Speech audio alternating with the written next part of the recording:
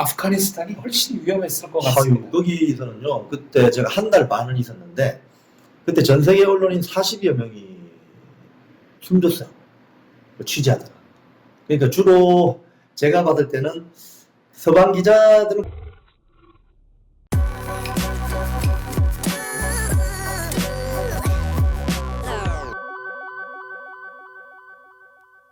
이영풍 기자 개인 얘기를 좀 해보겠습니다. 부산 사나이. 네. 네, 부산 서중과 금성고를 예, 졸업하셨네요. 태평양이 보였습니다. 학교에서 이렇게 바다가 보입니다. 아, 바다와 더불어서 학창 생활을. 예, 예. 네. 그리고 부산대 경제학과에 진학을 예, 했습니다. 예. 네. 그러면 이제 언론하고는 좀 거리가 있었는데. 언론하고는 처음에 제가 언론사에 들어올 생각을 못했죠. 네. 군 제대를 하고 제가 그 미군 부대 카투사 시험을 쳐가지고 갔었어요. 군대는 언제 가신 겁니까? 90년 12월에 갔습니다. 그럼 대학 다니다가 예, 가신 예, 거예요? 예. 네. 2학년 2학년 때 갔는데 그때 뭐 시험 쳐서 카투사가 된 다음에 야 이제 군생활 편해지겠다 했는데 어떻게 뺑뺑이가 DNG로 떨어져가지고 제가 그 휴전선 네. 판문점 근처에서 제가 근무를 했었어요. 그 민간인 통제선 안에. 네. 예, 그래서 패스가 없으면 못 들어가고 나오거나 그런 데서 근무했는데 제대를 하고 학교에 그 도서관 앞에 이제 그 가판대에 보니까 그 당시에 그 유력 신문사와 뭐 대기업에서 하는 대학생 논문 현상 공모가 있었어요. 네. 그때 당시 그 주제가 국제화였는데 그 당시 YS 정부였잖아요. 세계화, 국제화 이런 거 나왔을 때 그 논문을 제가 써서 1등이 그때 500만 원 준다고 그래가지고 제가 야 이거 도전해보자 해서 아마도 저게 제 돈이 될 것 같다는 강한 어떤 직감이 들었었어요. 했는데 보기 좋게 꽝 났습니다. 네. 낙방을 했는데 그 논문 한 편을 쓰고 나서 제가 결심이 있었어요. 그 논문을 쓰기 위해서 자료 조사를 위해서 언론사를 많이 갔었거든요. 방송국도 가고 신문사도 가고. 그래서 제가 그때 야, 이 정보화 시대에는 언론사에 기자로 근무하면은 정말 좋을 것 같다 하는 강한 결심이 들어가지고 그때부터 제가 한 1년 반 공부해서 KBS 바로 입사했었어요. 그러면 해양대 석사는 언제 하신 거예요? 해양대 석사는요. 제가 KBS 입사를 하고 연고지가 부산이기 때문에 제가 부산에서 좀 근무를 했었습니다. 그때 결혼도 했고요. 그때 제가 그 IMF가 터졌잖아요. 우리 보도국장께서 그 해양, 수산, 세관, 그 해양수산 출입처가 있어요. 그 출입처는 원래 입사한 지 한 15년 넘은 중견 기자들이 가는 출입처였는데 그때 보도국장께서 IMF가 터졌기 때문에 1달러에 1,800원까지 오른다. 그러면 항만에서 그동안 보지 못했던 화물들이나 이런 것들이 많이 거래되고 재미난 뉴스가 많을 거다 해서 제일 똘똘한 저를 거기다 집어넣습니다. 그래서 갔는데 해양 쪽은 사실은 집안에 뭐 바다 관련 일을 하는 사람이 있거나 이런 분들이 많이 네. 근무하거나 공부를 하시거든요. 저는 뭐 전혀 집안에 그런 게 없었는데 거기 취재를 좀 더 잘해보려고 제가 이 대학원을 직접 갔었습니다. 전문성을 길러야 예, 예. 깊이 있는 취재가 된다. 그때 이제 화두가 기자들도 전문성이 있어야 된다. 전문 기자가 필요하다. 이래서 저도 한국해양대학교 대학원을 문을 두드린 거죠. 특종은 하셨습니까? 특종 많이 했죠. 제가 특히 해양적 수산 할 때는 네. 세관원이 개입된 수십억 원대 참깨 밀수 사건 이런 것도 제가 특종을 했죠. 그거는 언론에 아주 대서특필이 됐었죠. 그게 그것도- 중국산. 그렇죠. 중국산 참깨. 그 당시에 IMF 터지고 그게 98년 2월로 기억이 되는데요. 그때 때마침 정권 교체가 됐습니다. 네. DJ 정부가 들어서면서 완전히 공무원이 교체를 시도할 때 이게 딱 걸려가지고 관세청에서 난리가 났었습니다. 그래서 그때 제 기억으로 부산 경남 본부 세관장이 해임되고 주요 국장들이 다 바뀌게 되는 엄청 큰 규모의 문책성 인사가 났죠. 그때 신문에 대서특필되게 됐었어요. 바다와 관련해서는 이영풍 기자가 청해부대 이순신함에 직접 승선을 해가지고 예. 소말리아 해적에 관한 또 특정 보도를 한 적이 있습니다. 예, 이건 이제 제가 이제 서울에 와서 시사기획 창이라는 그 다큐멘터리 부서에서 근무할 때 일인데요. 제가 이제 그 영국에서 바다를 공부했기 때문에 석사를 했죠. 예, 웨일즈 석사를 카디프 대학. 예, 웨일즈 카디프에서 해양정책 석사를 했습니다. 그때 보면 로이즈 리스트라고 해운 관련 전문 신문이 있어요. 네. 이게 사실 국회에도 안 들어와요. 아직까지 우리나라는. 로이즈가 그 보험회사. 예, 네. 해상보험. 그 로이즈 리스트라는 신문이 있는데 그 신문이 지금 부산으로 옮겼지만 상암동에 그 KMI라고 한국해양수산개발원 거기에 로이즈리스 신문이 왔었어요. 그래서 제가 뭐 자료 조사하면은 그 KMI에 가서 자료를 많이 조사하고 그 로이즈리스 신문을 쭉 봤는데 거기 보면 그 파이러시 해적 행위가 많이 일어난다. 그게 언제냐? 2월이다. 그러면 그 소말리아 인근에 바람이 안 불어요. 네. 그러면 해적선 모선 마더십이라고 하는 모선이 있고 자선이 있어요. 이 스키보트라고 네. 하는 그게 빨리 움직일 수 있어요. 네. 파도가 치기 때문에. 그래서 2월 달에 가야 된다고 해서 제가 국방부에 문의를 해가지고 청해부대 충무공 이순신함에 승선하게 된 겁니다. 승함하게 된 겁니다. 그래서 현장의 생생한 제가 그래서 해적 모선을 상황, 봤죠. 네. 저희들 취재해서 다 방송을 했죠. 해적 산업은 사실은 앞에 드러나는 것은 우리 풋솔저라고 하는데 행동대원 뭐 이런 소말리아인들 네. 뭐 이 기관총 들고 그 사람들은 해적 산업의 키 메이커들이 아닙니다. 뒤에 돈 되는 뒤에 사람들이 결국은 있죠. 돈입니다. 돈을 따라가면 어디에 있느냐? 주로 런던이랑 암스테르담 여기에 다 해적 그 사건을 기획하고 때로는 협상에 참여하게 돼요. 네. 인지를 우리가 풀어줄게. 이러면서 협상자가 나옵니다. 그래서 랜섬이라고 하죠. 몸값 받아줄게. 네. 대신 몸값이 얼마는 우리 거다. 이 해적 산업이 있습니다. 그래서 충무 이순신함이 갔을 때 저희들이 그걸 다 취재해서 1시간짜리 다큐멘터리를 방송을 했고요. 마침 저희들이 귀국해서 방송하고 나서 얼마 안 있다가 우리 유조선이 납치됐어요. 네. 그래서 그때 그 현장에 바로 출동한 그 부대가 저희들이 취재했던 그 부대였어요. 청해진항. 아니, 청해 부대의 네. 충무 이순신함이 출동해서 그분들 인터뷰를 그대로 다 생생하게 썼죠. 저희들이. 그래서 그때도 좀 대박을 쳤습니다. 그때 석 선장님 아, 그거는 그 뒤입니다. 또 그거는 그 뒤죠. 두 번째. 예. 네. 그거는 그때 강남천함인가? 뭐 그럴 거예요. 아마. 그만큼 해적들이 아직도 횡행한다는 횡했죠. 근데 그 이후로 우리나라 그 청해부대가 진압작전을 완벽하게 사실은 미군조차도 해적을 소탕하면서 사상자가 발생했어요. 근데 우리나라 국군 청해부대는 사상자 없이 완벽하게 이 작전을 진압한 다음에 그 동네 그 업계에서 소문이 났어요. 한국 배를 건드리지 마라. 한국 선장이 탄 배를 건드리면 안 된다 해서 그 뒤로는 한국 배를 납치를 안 해요. 칠링 이펙트, 시위 효과가 확실하게 평화를 원하면 전쟁을 준비하라. 네.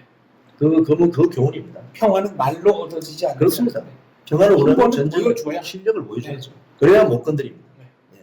이게 전쟁이냐 평화가 아니고 굴종이냐 그렇죠. 예. 평화냐. 네.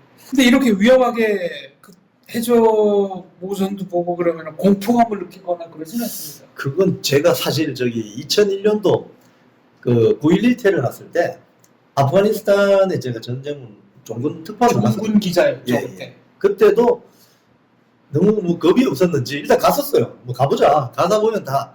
근데 저희들이 이제 뭐 한국 남자들은 다 군대 근무한 경험이 있으니까 총도 쏠 줄 알고 네. 또 은폐 기동 이런 것도 잘 하지 않습니까? 그래서 한국 저 기자들은 잘 견딥니다 현장에서. 그런데 소말리아 그 해적 취재도 마찬가지죠. 그런 차원에서 뭐 특별하게 뭐 두려움은 없었고 다만 이제 한 번씩 아찔한 순간은 있죠.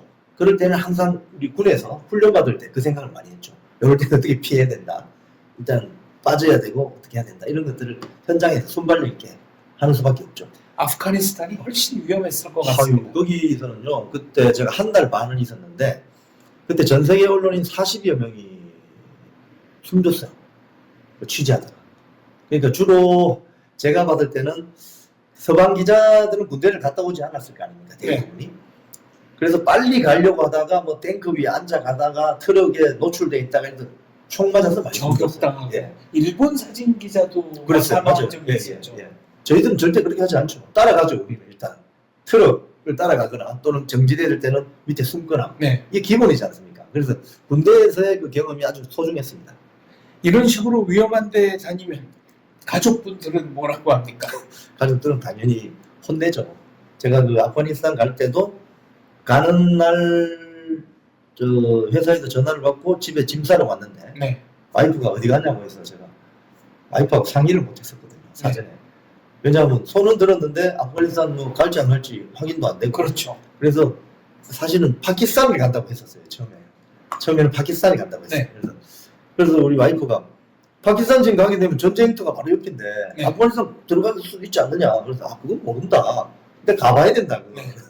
그래서 갔는데 결국 현장에서 명령을 받고 들어갔죠. 아찔했죠, 사실은. 제가 참 지금도 우리 와이프에게 미안합니다.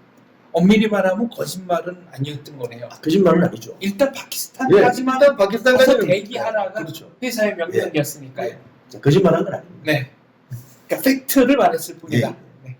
그러나 마음속으로는 아프가니스탄을 가서 역동적 취재를 하고 싶다는 어휴, 네. 예, 거기 기자로서의 어떤 예, 사명감이 있었다. 사명감, 뭐 일종의 그 젊은 혈기가 부리는 어떤 공명심, 뭐 이런 게 복합적으로 뭔가 거기 가면은 뭐 특종을 할 수 있을 것 같은 자신감, 뭐 이런 건데 너무 험했어요. 특종 얘기 하나만 더 하죠. 군 폭력으로 식물 인간이 된 저 이 사건은 케이스를 보도를 저 했습니다. 사건은 제가 취재한 사건 중에 가장 가슴 아픈 사건입니다. 왜냐하면 이 구모 1 이병이라는 우리 청년이 지금 30대 초반이에요. 10여 년 전에 훈련소에서 훈련을 받고 자대 배치를 받았는데 자대 배치 받은 지 한 10여일 만에 본인의 주장은 구타를 당했다는 거예요. 당해서 그때 정신을 잃고 쓰러졌어요. 그래서 병원에서 어머니의 그 어머니가 대단하신 분입니다. 어머니의 어떤 간호를 좀 집중적으로 어머니가 아침에 일어나면 이 우리 구이병을 이렇게 주무르고 마사지를 해서 1년 한 6개월 만에 갑자기 깹니다. 정신이 돌아옵니다. 코마 상태에서 네, 이제 식물 인간이었다가 깨게 되는 거죠. 근데 말을 못해요. 뇌출혈이 일어났기 때문에. 그래서 어머니가 눈빛으로 처음에 yes, no 이걸 하다가 뭐라고 질문하면은 예라고 할 때는 한 번, 노라고 할 때 두 번 눈을 깜빡해 해서 어머니가 계속 물어보는 거죠. 거기 뭐 수첩 같은 데 보고 얘를 아나 누가 얘가 혹시 때렸어? 이럴 때 구이병이 눈을 깜빡하는 거예요. 네. 그럼 얘는 때렸어? 그럼 두 번. 아니다. 얘는. 이런 식으로 해서 말문이 열리게 됩니다. 구이병이. 그래서 구이병이 우리 다큐멘터리에서 출연해가지고 누가 때렸습니까? 그러면 사람 이름 이야기해요. 네. 그 지금 주소가 어딥니까? 이러면 경기도 수원시 무슨 말을 해요. 네. 그리고 왜 때렸습니까? 그럼 기한. 아 그때 이제 회복이 됐냐? 회복이 많이 됐죠. 그런데 완벽하지는 않습니다. 네. 지금도 손을 이렇게 어려운 말 할 때 손을 떨거나 이렇게 해서 그 진술을 가지고 제가 그 가해자로 추정되는 사람들 다 찾아냈죠. 왜냐하면 군대를 제대하면요 국방부에서 그 같이 근무했던 병사들의 정보를 안 줍니다. 근데 이것도 찾아내는 게 기자의 능력 아닙니까? 그렇죠. 제가 다 싹 다 찾아냈습니다. 이게 몇 년도에 벌어진 사건이에요? 2012년으로 기억되고요. 발생은 2012년이고 보도된 것은 2014년. 그래서 그때 음성 변조한 사람들 그 목소리 직접 그 가해자라고 했던 사람을 예, 예. 찾아가서 예. 녹음 다 딴 기억이 납니다. 예. 제가 그걸 본 기억이 납니다. 제가 뭐 경기도에 뭐 지하철역에서 만나자. 네. 그래가지고 지하철역 옆에 보니까 놀이터가 있더라고요. 거기 와라. 해서 그 친구는 제가 연락한 것도 있지만 더 적극적으로 저를 만나려고 하더라고요. 그래서 보니까 그 그룹의 어떤 오피니언 리더 같았어요. 그래서 만나서 이야기를 하는 과정에서 진술이 틀린 점을 우리가 발견했죠. 네.